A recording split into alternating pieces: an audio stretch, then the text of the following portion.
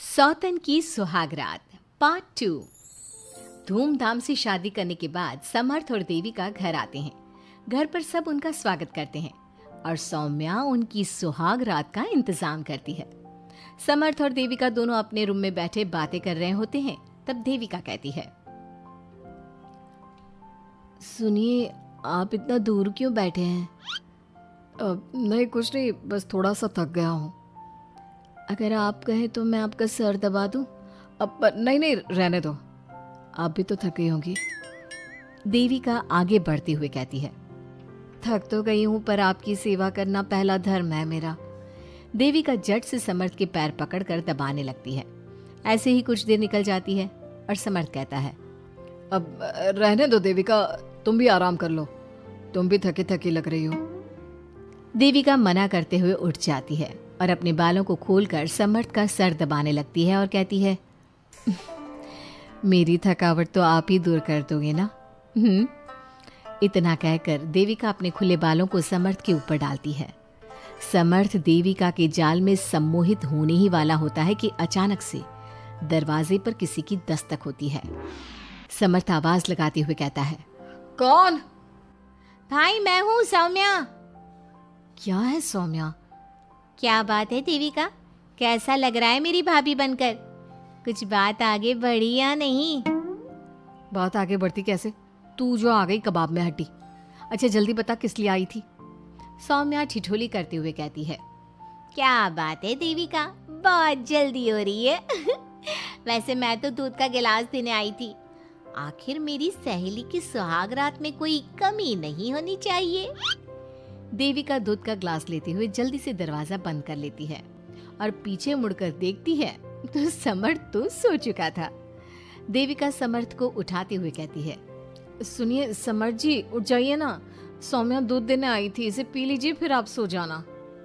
समर्थ नींद में उठता है और दूध पीकर फिर से सो जाता है। देविका उसके बगल में बैठी कहती है, सुनिए समर्थ जी, आज हमारी पहली रात है और आप सो रहे हो। समर्थ नींद में ही कहता है, देविका मैं बहुत थक गया हूँ, मुझे बहुत तेज नींद आ रही है, तुम भी सो जाओ। सोने के लिए तो पूरी रात पड़ी है, आप उठिए ना और कुछ देर मुझसे बात तो करिए। देविका जिद करते हुए समर्थ को आधी नींद से उठा देती है। समर्थ उठकर बैठ जाता है और कहता है, बोलिए देविका जी, आपका हुक्म सर आंखों पर। सुनिए, मैंने सुना है कि पति अपनी पत्नी को पहली रात कोई तोहफा देता है, आप मेरे लिए कुछ नहीं लाए क्या? वो मैं कैसे भूल सकता हूँ, लाया हूँ, पर वो दूसरे रूम में रखा है। तो दिखाइए ना क्या लाए हैं। अरे अभी तो कहा कि तुम्हारा गिफ्ट दूसरे रूम में है, तो जाकर लेकर आइए ना। अगर अभी गया तो घर के सब लोग जाग जाएंगे और 10 तरह के सवाल जवाब करेंगे। मैं सुबह दिखाता हूँ ना। समर्थ इतना कहकर लेट जाता है और लेटे लेटे देविका से कहता है, अच्छा सुनो देविका, मुझे बहुत नींद आ रही है, मैं सो रहा हूँ, तुम भी सो जाओ। देविका समर्थ की बात सुनकर कहती है, आपको तो हमारी पहली रात की कुछ पड़ी ही नहीं है। इतना कहकर देविका भी उसके करीब आकर लेट जाती है और सो जाती है। अगली सुबह अधीरा समर्थ के रूम में सफाई करने आती है और देविका को उसके करीब लेटा देख रोने लगती है। रोने की सिसकी सुनकर समर्थ की आंख खुल जाती है। वो उठकर देखता है कि अधीरा उसके कमरे में रो रही है। उसे देखते ही समर्थ बहुत गुस्से में आ जाता है और अधीरा से कहता है, अधीरा, तुम सुबह सुबह क्यों रो रही हो? तुम्हें यहाँ नहीं आना चाहिए था, जाओ यहाँ से। समर्थ अधीरा का हाथ पकड़कर रूम के बाहर कर देता है और कहता है, अब बिना दरवाजा नॉक किए अंदर मत आना।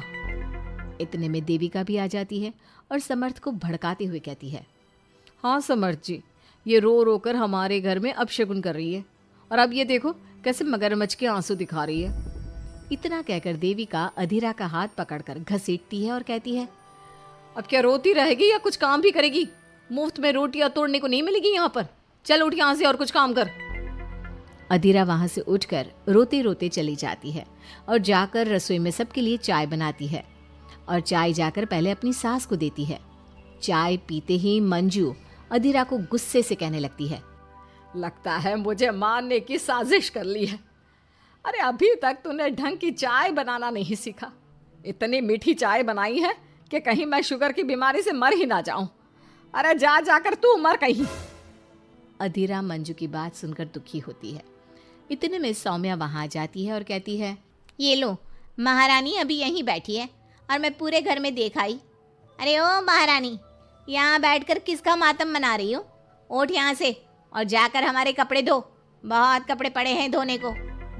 अधीरा वहां से कपड़े धोने चली जाती है और बैठे बैठे खुद को कोसने लगती है। हे भगवान, मुझे उठा ले तो अच्छा है, मैं थक गई हूँ इस जिंदगी से। ऐसे ही कुछ दिन निकल जाते हैं। अब समर्थ भी अपने काम पर जाना शुरू कर देता है। एक शाम अधीरा घर के सारे काम करके अपने रूम में आराम कर रही थी और मंजू अधीरा को आवाज लगाते हुए कहती है, अरे ओ कलमुही, अगर आराम हो गया हो तो आकर मेरे पैर दबा दे। देविका उस समय वहीं से गुजर रही थी और समर्थ का घर आने का टाइम देखकर देविका मंजू से कहती है, माँ जी सुनिए, आप कहें तो मैं दबा दूं आपके पाँव। पता नहीं अधीरा कहाँ है। देविका मंजू के पांव दबाने बैठ जाती है और कुछ ही टाइम बाद समर्थ भी वहां आ जाता है और देविका को माँ के पांव दबाते देख बहुत खुश होता है। वो सीधे अपने कमरे में चला जाता है। समर्थ को देख मंजू देविका से कहती है, अच्छा सुन, जा जाकर खाना लगा दे, और समर्थ थक कर आया है ऑफिस से, जाकर उसे पानी को पूछ ले। देविका उठकर समर्थ के लिए खाना लगा देती है और रात में समर्थ और देविका सोने की तैयारी करते हैं। समर्थ कहता है, अच्छा देविका सुनो ना, मेरे पास आकर बैठो जरा। अरे पापा, मैं बहुत थक गई हूँ, मुझे नींद आ रही है। अरे आओ तो सही, आज तो मैं माँ के पाँव दबाते देखकर बहुत अच्छा लगा।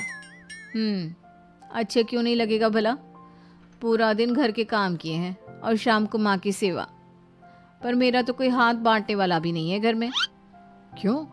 अधीरा और घर के बाकी लोग कहाँ जाते हैं? पर आपने तो एक भी वादा पूरा नहीं किया। अच्छा बाबा, कल रविवार है, कल ही चलते हैं और तुम्हारी सारी शिकायत दूर कर देते हैं। खुश? दोनों सो जाते हैं और अगली सुबह समर्थ और देविका बाहर घूमने चले जाते हैं। अब समर्थ पूरी तरह से देविका के वश में हो जाता है। देविका जो कहती समर्थ वही करता। क्या समर्थ को कभी अपनी बहन और दूसरी पत्नी की सच्चाई पता चल पाएगी? अब क्या होगा अधीरा का? इसके लिए हमारे अगले एपिसोड का इंतजार कीजिए।